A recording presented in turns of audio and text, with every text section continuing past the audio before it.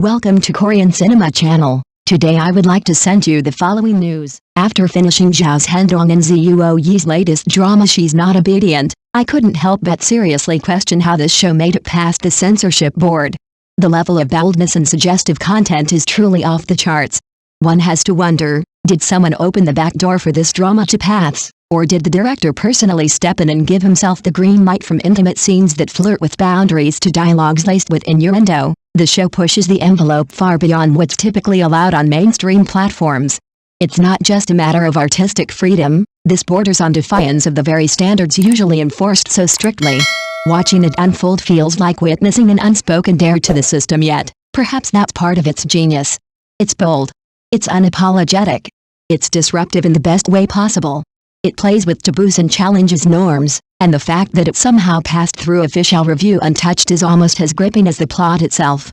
Is this the beginning of a new era in C-drama storytelling, or just a one-time glitch in the matrix? Either way, She's Not Obedient doesn't just break rules, it makes you wonder who's writing them in the first place. The intense push and pull dynamic between the Hong Kong heiress and her young stepfather gripped viewers from the very first episode to the very last. It wasn't just a drama, it was a masterclass in emotional entanglement. Starting when the female lead was just 14 and unfolding all the way until she turned 22, this storyline walked a razor-thin line between forbidden affection and irresistible chemistry, earning its place as the ultimate pinnacle of the slow-burn guardianship romance genre. Every scene was laced with tension, not the explosive kind, but the quiet, smoldering kind that simmers under the surface, daring the audience to look away but making it impossible to do so.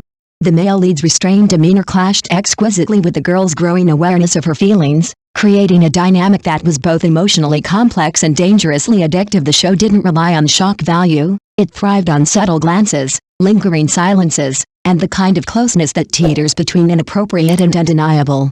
It's this ambiguity, this emotional tightrope, that kept fans glued to their screens. It wasn't just about age, it was about timing, boundaries, and the slow evolution of a bond that neither character fully understood until it was too deep to undo.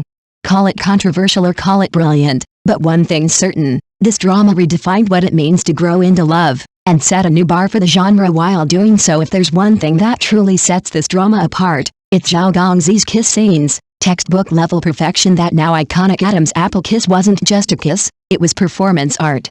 The way he gently hooked his fingers behind her neck, holding back with deliberate restraint, only to lose control the moment his lips brushed her skin. It was the very embodiment of "I want to devour you, but I'm afraid to hurt you." That tension, that push and pull, was executed with breathtaking precision. It wasn't about passion for passion's sake. It was about nuance, about emotional layers unfolding in a single moment. He kissed not with force, but with intention, each movement meticulously calculated yet charged with raw desire. Actors everywhere should take notes. This is how it's done, how to kiss someone on screen and make the audience gasp, freeze the frame, and reach for the oxygen tank. It wasn't just a scene. It was an experience. When a kiss makes viewers feel like they're the ones being kissed, stunned, overwhelmed, utterly taken, you know you've reached a whole new level. Zhao Gongzi didn't just raise the bar. He launched it into another stratosphere. What truly sends this drama into dangerously addictive territory is how the production team seems to have declared an all-out war on water, and they're winning in the most seductive way possible. Take that now unforgettable steamy bathroom scene. The glass fogs up, condensation clings to the air, and then, the camera lingers as a single water droplet trails down his chiseled jawline, slipping beneath his collar. It's slow, deliberate, and utterly lethal. Then there's the seaside pool sequence. Damp strands of hair cling to the male lead's collarbone, catching the light as water glistens on his skin. Every soaked frame feels like it's dancing on the edge of what's allowed, teasing the line between elegance and pure temptation. These aren't just wet scenes, they're wet moments, elevated to an art form. Every splash, every shimmer, every lingering droplet is choreographed like a weapon of mass destruction aimed straight at the audience's sanity. It's as if the director whispered, "How far can we go without crossing the line?" and then dared the entire crew to push it further. And they did. Again and again. In short, if water had a fan club, this drama would be its president. I find myself screenshotting every other scene, just in case the notification says, "This content has been removed." But seriously, there's something dangerously addictive about a drama that weaves forbidden tension straight into its glances and lingering gazes. It doesn't shout, it simmers. And it burns the leads. Absolute visual perfection. They're like walking editorial spreads, every frame worthy of a magazine cover.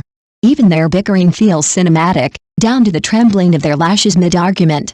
It's not just acting, it's pure visual poetry. What makes it truly irresistible is that constant sense of crossing the line, but never quite.